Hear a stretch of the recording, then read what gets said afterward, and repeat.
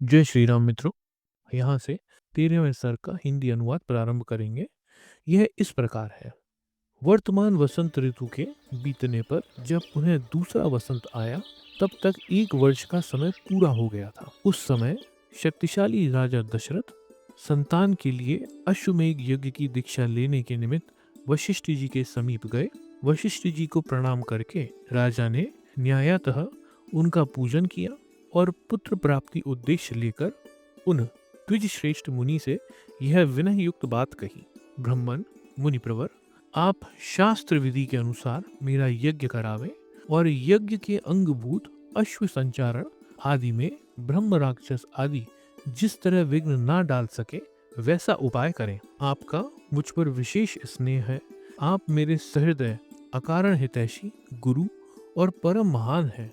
यह जो यज्ञ का भार उपस्थित हुआ है, इसको आप ही वहन कर सकते हैं। तब बहुत अच्छा कहकर विप्रवर वशिष्ठ मुनि राजा से इस प्रकार बोले, हे नरेश्वर, तुमने जिसके लिए प्रार्थना की है सब वैसा मैं करूंगा। तदनंतर वशिष्ठ जी ने यज्ञ संबंधी कामों में निपुण तथा यज्ञ विषयक शिल्प कर्मों में कुशल परम धर्मात्मा बूढ़े ब्राह्मणों, यज्ञ कर्म समाप्त होने तक उसमें सेवा करने वाले सेवकों, शिल्पकारों, बढ़इयों, भूमि खोदने वालों, ज्योतिषियों, कारीगरों, नटों, नर्तकों, विशुद्ध शास्त्र वेत्ताओं तथा बहुश्रुत पुरुषों को बुलाकर उनसे कहा, तुम लोग महाराज की आज्ञा से यज्ञ कर्म के लिए आवश्यक प्रबंध करो।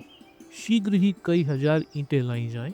राजाओं के ठहरने के लिए उनके योग्य अन्नपान आदि अनेक उपकरणों से युक्त बहुत से महल बनाए जाएं। ब्राह्मणों के रहने के लिए भी सैकड़ों सुंदर घर बनाए जाएं। वे सभी गृह बहुत से भोजनीय अन्नपान आदि उपकरणों युक्त तथा आंधी पानी आदि के निवारण में समर्थ हो। इस प्रकार पूर्ववासियों के लिए भी विस्तृत मकान बनने चाहिए। दूर से आए हुए भूपालों के लिए पृथक पृथक महल बनाए जाएं। घोड़े और हाथियों के लिए भी शालाएं बनाई जाएं। साधारण लोगों के सोने के लिए भी घरों की व्यवस्था हो। विदेशी सैनिकों के लिए भी बड़ी बड़ी छावनियां बनाई जाएं।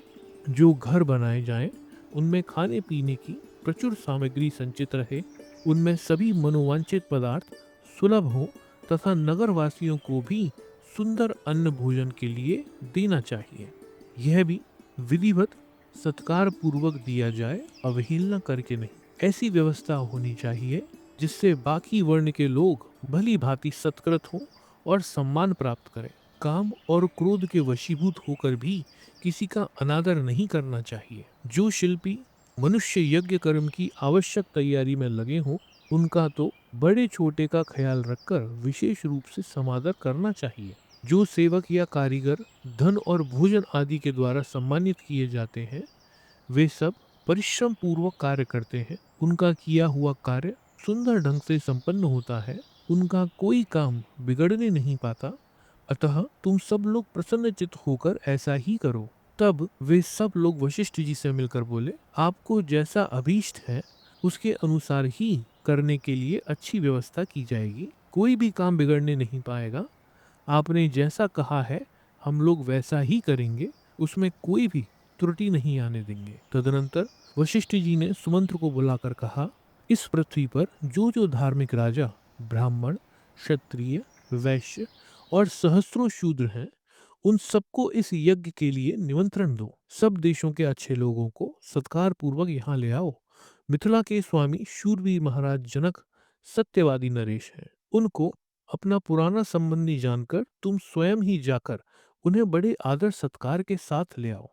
इसलिए पहले तुम्हें यह बात बता देता हूँ। इसी प्रकार काशी के राजा अपने स्नेही मित्र हैं और सदा प्रिय वचन बोलने वाले हैं। वे सदाचारी तथा देवतुल्य तेजस्वी हैं। अतः उन्हें भी स्वयं ही जाकर ले आओ। केकई देश के राजा बड़े धर्मात्मा हैं। वे राज सिंह महाराज दशरथ के श्वशुर हैं। अतः उन्हें भी पुत्र सहित यहाँ ले आओ। अंग देश के स्वामी महान धनुर्धर राजा रोमपाद हमारे महाराज के मित्र हैं। अतः उन्हें यहाँ सत्कार पूर्वक ले आओ। कौशल राज भानुमान को भी सत्कार पूर्वक ले आओ। मगध देश के राजा प्राप्तिज्ञ को, जो शूरवीर, सर्वशास्त्र विशारद, परम उदार तथा पुरुषों में श्रेष्ठ हैं, स्वयं जाकर सत्कार पूर्वक ले आओ। महाराज की आज्ञा लेकर तुम पूर्व देश के श्रेष्ठ नरेशों तथा सिंधु सौवीर एवं सुराष्ट्र देश के भूपालों को यहाँ आने के लिए निमंत्रण दो। दक्षिण भारत के समस्त नरेशों को भी आमंत्रित करो। इस भूतल पर जो जो नरेश महाराज के प्रति स्नेह रखते हैं, उन सबको सेवकों और सगे संबंधियों सहित यथासंभव शीघ्र बुला लो। महाराज की आज्ञा से बड़भागी दूतों द्वारा इन सब के पास बुलावा भेज दो। वशिष्ठ का यह वचन सुनकर सुमंत तुरंत ही अच्छे पुरुषों को, राजाओं को बुलाहट के लिए उनके जाने का आदेश दे दिया। परम बुद्धिमान धर्मात्मा सुमंत वशिष्ठ मुनि की आज्ञा से खास खास राजाओं को बुलाने के लिए स्वयं ही गए। यज्ञ कर्म की व्यवस्था के लिए जो सेवक नियुक्त किए गए थे, उन सब ने आकर उस समय तक यज्ञ संबंधी जो जो कार्य संपन्न हो गया था, उन सब की सूचना महर्षि वशिष्ठ को दी। यह सुनकर वे द्विजश्रेष्ठ मुनि बड़े प्रसन्न हुए और उन सब से बोले, भद्र पुरुषों, किसी को जो कुछ देना हो उसे अवहेलना या अनादर पूर्वक नहीं देना चाहिए, क्योंकि अनादर पूर्वक दिया हुआ दान स्वयं दाता को नष्ट कर देता है, इसमें संशय नहीं है। तदनंतर कुछ दिनों के बाद राजा लोग महाराज दशरथ के लिए बहुत से रत्नों की भेंट लेकर अयोध्या में आए। इससे वशिष्ठ जी को बड़ी प्रसन्नता हुई। उन्होंने राजा से कहा, पुरुष सिंह, तुम्हारी आज्ञा से राजलोक यहाँ आ गए हैं। नृपश्रेष्ठ, मैंने भी यथा योग्य उन सबका सत्कार किया है। हमारे कार्यकर्ताओं ने पूर्णतः सावधान रहकर यज्ञ के लिए सारी तैयारी की है। अब तुम भी यज्ञ करने के लिए यज्ञ मंडप के समीप चलो। राजेंद्र, यज्ञ मंडप में सब और सभी वांछनीय वस्तुएं एकत्र कर दी गई हैं। आप स्वयं चलकर देखें। यह मंडप इतना शीघ्र तैयार किया गया है, मानो मन के संकल्प से बना हो। मुनिवर वशिष्ठ तथा ऋष्यशृंग दोनों के आदेश से शुभ नक्षत्र वाले दिन को राजा दशरथ यज्ञ के लिए राजभवन से निकले। तत्पश्चात वशिष्ठ आदि सभी श्रेष्ठ द्विजों ने यज्ञ मंडप में जाकर ऋष्यशृंग को आगे करके शास्त्रोक्त विधि के अनुसार यज्ञ कर्म आरंभ किया। पत्नियों सहित श्रीमान अवध नरेश ने यज्ञ की दीक्षा ली और इस प्रकार श्री वाल्मीकि निर्मित आर्य रामायण आदि काव्य के बालखंड के 13वें सर्ग का अनुवाद संपूर्ण होता है। वाल्मीकि जी द्वारा रचित रामायण के इस हिंदी अनुवाद को जन जन तक पहुंचाने के हमारे इस प्रयास में हमारे साथ जुड़ने के लिए मैं अपने समस्त दल के आधार पर आपका बहुत बहुत धन्यवाद करता हूं और मैं ये आशा करता हूं कि आप हमारे आगे आने वाले सभी अनुवादों को इसी प्रकार रुचि लेकर सुनेंगे। धन्यवाद।